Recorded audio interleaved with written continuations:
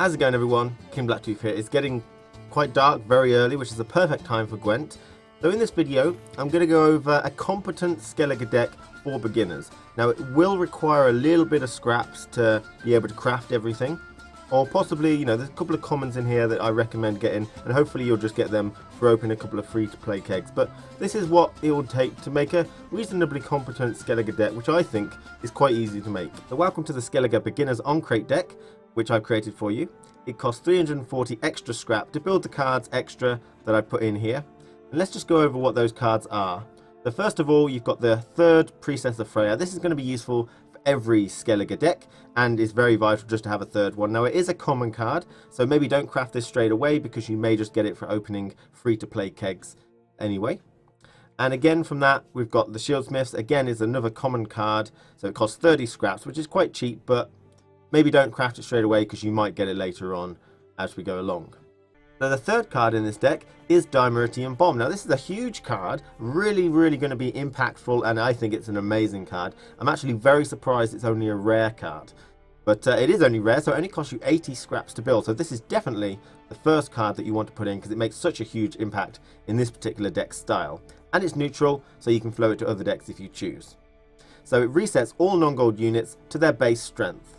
Okay, so this is really good at competing against decks which buff themselves up loads using loads of like Hawkers, healers and stuff like that, as well as Commander's Horns. It really combats Commander's Horns, and it combats a lot of other stuff as well. Things that reduce you in strength, so Philippa. Beginners probably won't have Philippa, but if they do, this counters it. This whole deck archetype counters it. And it counters weathers, so not everything in this deck is immune to weathers. So they're not immune, they're not immune, those are not immune, etc. And if they weather you down, you don't need to get rid of it, providing they're not going to like remove them from the board, because you can just Dimeritium Bomb later after they've buffed, and then your guys will go back up to their original strength while still in the weather, and the opponents will hopefully go down if they're buffed. So really strong card, and the main thing you need for this card is card advantage. You want this to be one of the cards you play after your opponent has no more moves left on a particular round, or after they've passed. Okay, but a really strong card. You want to be careful. Obviously, you want to play your Commander's Horn after you play Dimeritium Bomb, otherwise you just cancel yourself out. But really strong card, definitely the first one that you want to craft for this particular deck, and that costs 80. And the fourth and final card that we've added in that you have to craft is Olgierd. He costs 200 scraps, so this is where most of the scraps come from. He's an epic card. He's 6 strength, silver, neutral as well, so you can put in other decks, but he really doesn't work as well in other decks as he does here. In this particular deck, he makes a huge impact. He goes on the melee row. He's not immune to like frost and stuff, so be careful about that. But Morkvarg is better. Okay, Morkvarg is a legendary, however, so in the effort of trying keeping this deck cheap, I've chosen him. He's really does impact a lot. Even though he's not as good as Morkvarg, he still really boosts up the effectiveness of this deck a lot, and so he's really good and quite cheap. So he's the second card that you probably want to craft, and maybe you can craft these if you want, if you manage. You know, you don't get them in free-to-play kegs. So basically, the reason he's in here is for the Shieldsmiths. For the Shieldsmiths, choose a non-gold unit on your side of the battlefield and add 4 strength to its original value. So you buff him by 4 strength in round 1, and he effectively triples the value of the Shieldsmith, because you'll buff him for 4 strength, and that strength will stay on him when he goes to the graveyard and comes back out. So that strength gets transferred from round 1 to round 2 and round 3. So their buff now becomes basically a 12 strength when you put it on him, which is really powerful. So he's really good in this particular deck. So they're all the extra cards that you want for this particular deck. Now let me just go over slightly how you kind of play this deck. This deck is played to buff your original strength, most likely, and just to combat a large variety of things. It's a very good deck overall. It combats weather with Dimeritium Bomb, okay, and some immunity to weather cards. It combats people that buff really high using like Orca Supports, Clanter, Siege Axeman, Sarah, those types of cards that just get out of hand really quickly. You can combat that with Scorch, you can combat it with Dimeritium Bomb. Really good there. Okay, and you also combat it with the Clanbrokvar Hunters. It combats, you know, just a lot of things. It's pretty much a good overall competent deck for everybody. Okay. So let's just go over some cards individually. We've got the Clanter Siege Skirmishers. These are good to start buffing up with the Shieldsmith if you don't happen to get Olgierd in your opening hand. and you'll res these out, you bring them out of the graveyard, and they get +4 to their original strength. So these can really go up quite high as well. We've also got the Clan on Craite Warriors, as well as your leader card, who spawns 2 extra ones. And these are really, they'll go down to 5 strength. They wound themselves for 2 when they come out. But that really ties in well with the Diamond Routine Bomb. If the opponent has buffed their row, and you've got cards like the Clan on Craite Warriors out, which are 7 strength but have been wounded for 2, then when you pop Diamond Routine Bomb to ruin your opponent's buffs, you'll also get buffed up a little bit yourself with these guys, which is really, really nice. The cow is in here because everyone has access to it at the beginning, and he's okay. He doesn't really have any synergy, but maybe, you know, he is definitely a good choice for beginners, so might as well stick him in.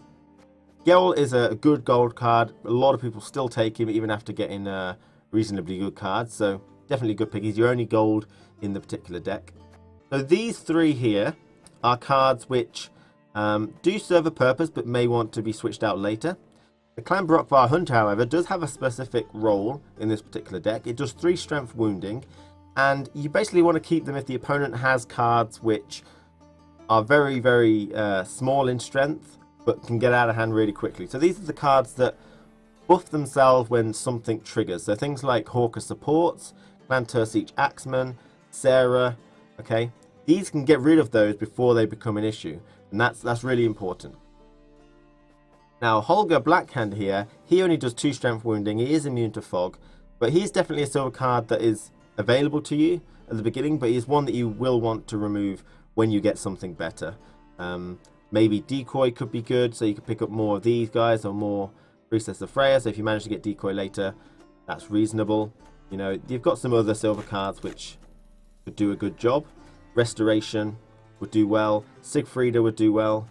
Anyone with card advantage like Donna and Hindar. So if you manage to get any of these, switch out this guy. Or possibly if you've got any good golds that come in, you can switch out this guy for a gold because you've not reached your max cap of gold. So he's definitely one that will go away first because, you know. The next we've got the Priestess of Freya. These are just going to be decent to bring the skirmishers back out of the graveyard so they get +4 extra strength. Really, really useful. Or maybe you could bring the Shieldsmith out to buff him up a little bit more. The Shieldsmiths are primarily going to be buffing Olgierd, and failing that you don't have him in your hand, you're going to buff the Skirmishers, because they're going to be the things with the most strength. Now, you do have to be careful about buffing these 2 cards massively, massively high, because you could block your own Scorch. So, you know, if you do buff these really high, make sure you use your Scorch on the next round before you medic these guys back out. Now, if the opponent is playing a weather deck, like the monsters, and, you know, you're thinking a weather might come, you will want to switch your strategy from buffing these guys and buffing Olgierd and switching it back round to the light longships. That's basically why the light longships are here, because they're immune to rain. You start Shieldsmith in the light longships, so they go up to 11, then they go up to 15, and they go up to 18, you know, start getting really, really crazy high numbers. Now, the good thing about the light longships is that once you've baited out your opponent's Scorch, so you've used your Scorch on one of them, it's generally fine. Hopefully you've got a Priestess so you can just pull it straight back out. And after the Scorch is gone from your opponent, now suddenly these are massively, massively hard to deal with. The only thing they can do is wound them, okay? And wounding is so pitiful against something which is 18 strength. It's not going to be a problem.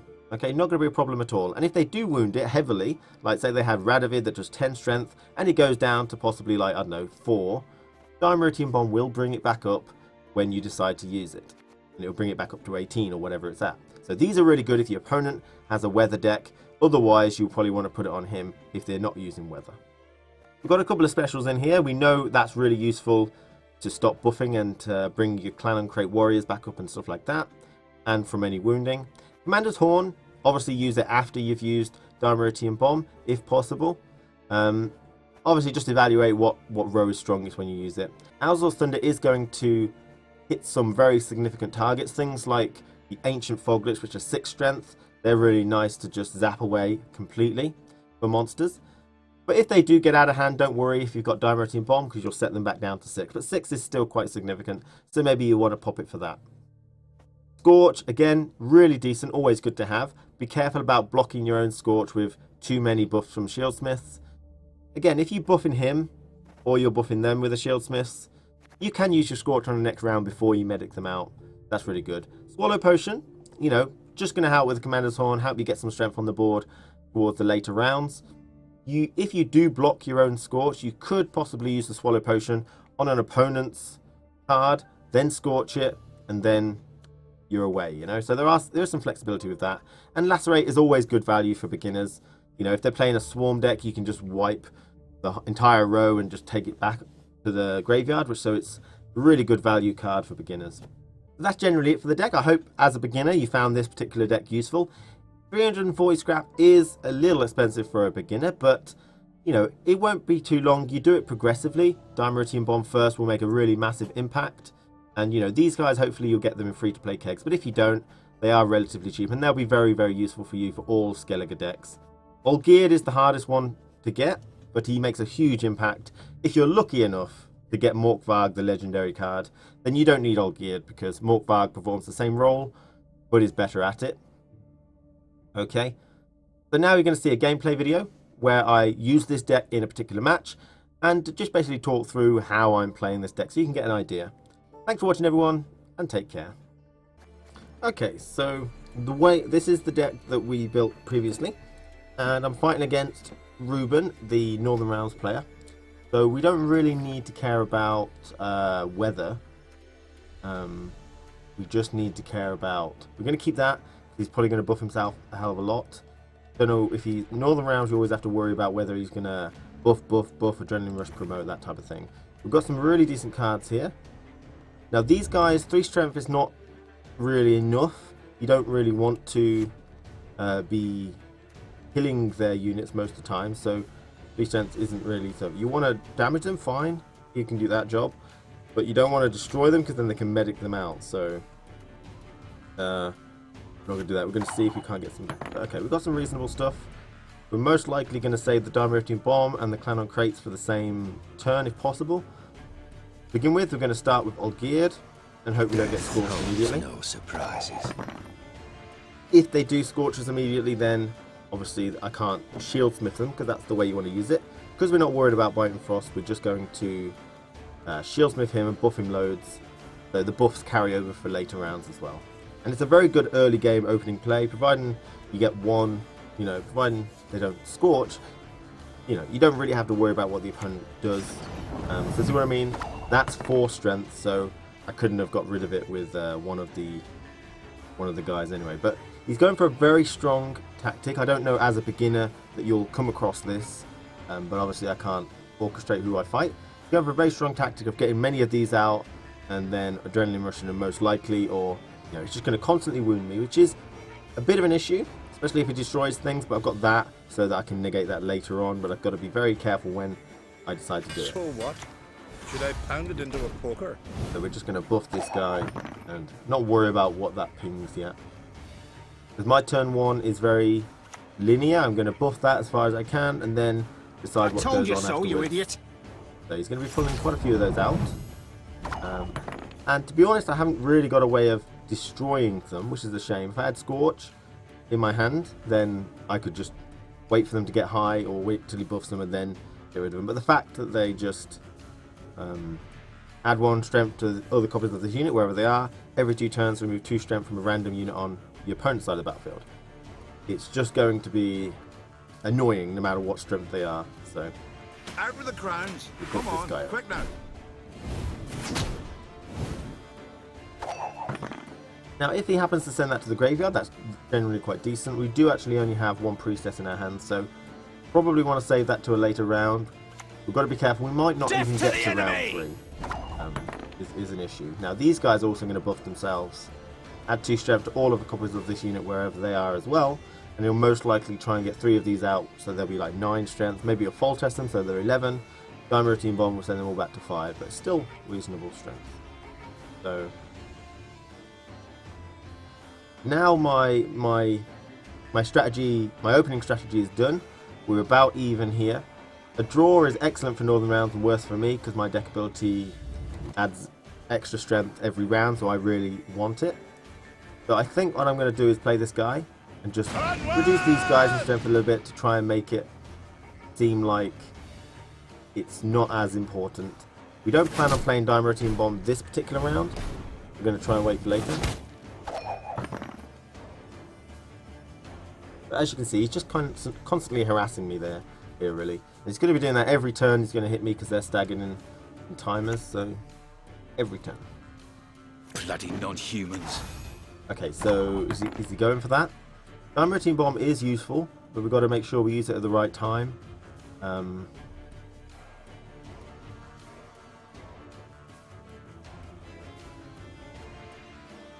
I don't really care about this guy.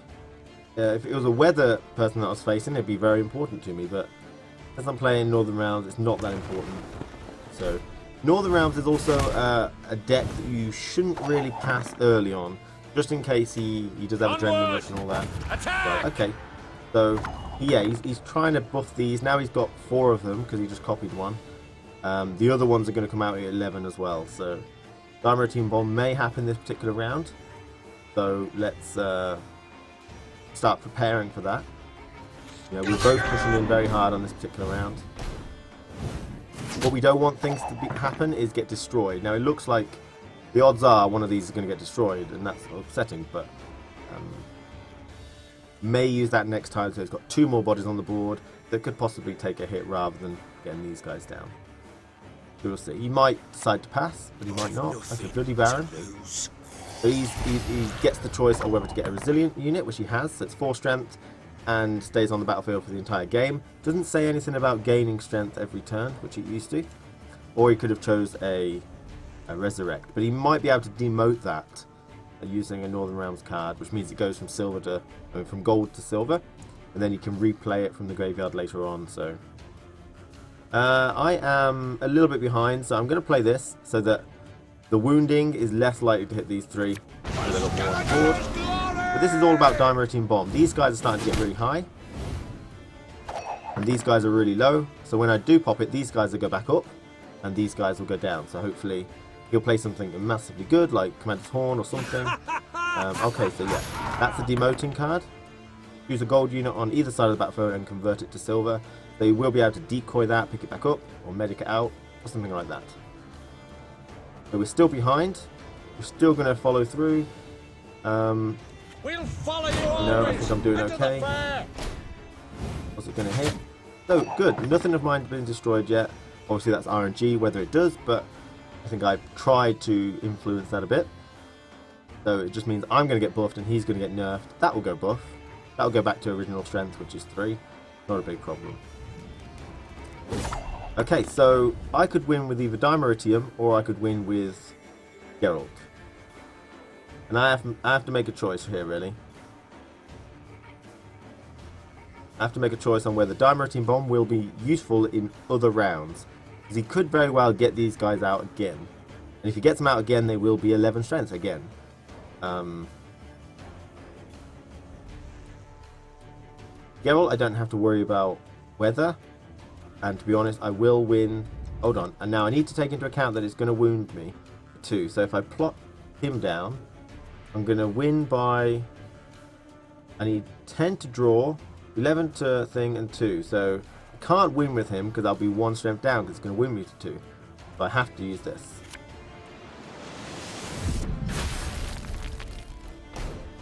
He's going to wound me to 2. Here we pass. So... got to be careful about that. These guys give you an extra layer of math to do. Okay, so he was resilient, and he used to go up in a strength, but he doesn't anymore.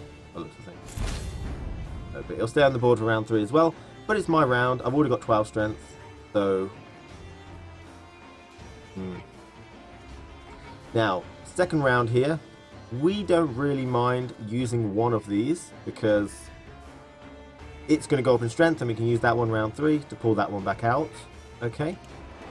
So what is worth pulling out? These guys will be 6 strength because they wound for 2 and we haven't got Dimeritium Bomb anymore. This guy does some damage but not enough enemies for that to be effective. That guy's 8 strength. These guys are worth 8 strength because they're 4 by themselves and they buff for 4. So... put that down. We serve her who is and virgin, although mother, that and guy's home. 8 strength, these guys, being 4 and buffing for 4 is worse because you put 4 on him and that 4 will carry over to the next round. So actually, he was worth 12 strength by putting it on him. Okay, because he gets 4 this turn, 4 next turn, and the 4 that he's got there. So he's doing loads and loads and loads of medics, which is understandable. That's becoming a bit of an issue. We don't have Dimer Bomb anymore. But, you know, want to save that, want to save that, want to save that. So we'll just pass. He has to play another card anyway. Okay. Generally speaking, you only need 1 priest for the last round most of the time. Because you just chain all your priests out and then you're good. So, okay. He seems to have quite a heavy card advantage over me. About 1. He's got to go first now, though. Surprises.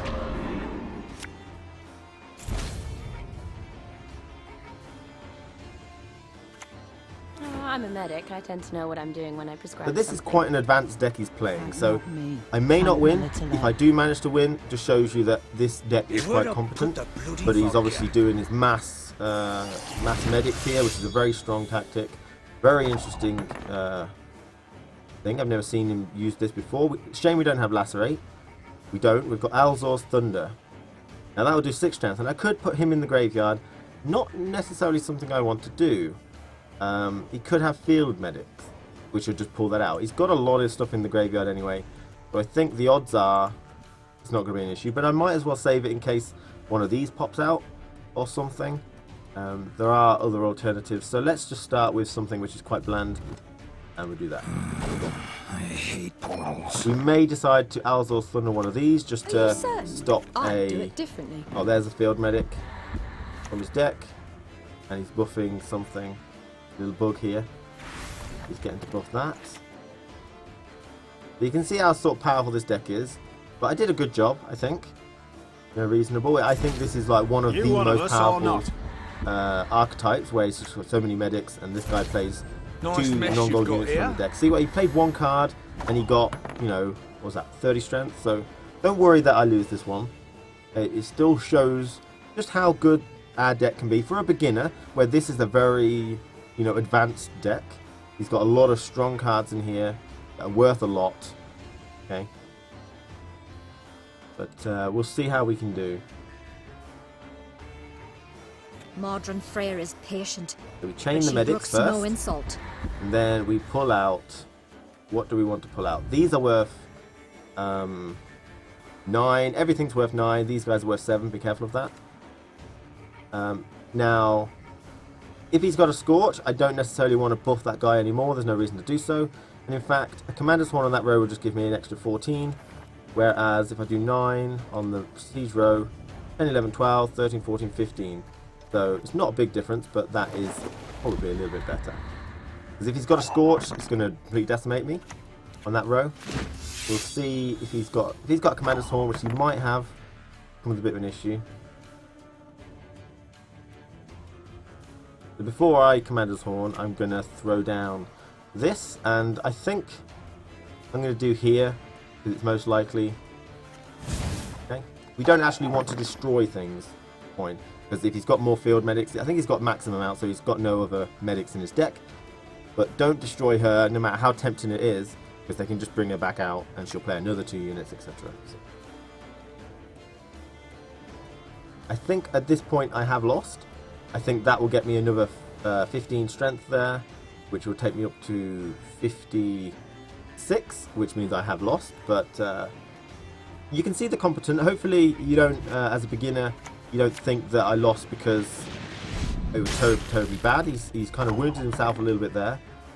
But it wasn't necessarily because this deck is not competent. It is very competent. I held up a very good game. So this one is a very, very powerful deck and it costs a lot. So we'll throw that down.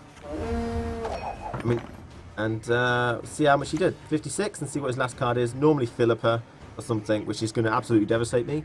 This is again a very advanced deck. There we go. So Philippa sets the strength of all other units on a row to 1. Dimer Bomb will help with that. You know, bringing back Dimer Bomb will counter Philippa in this particular deck.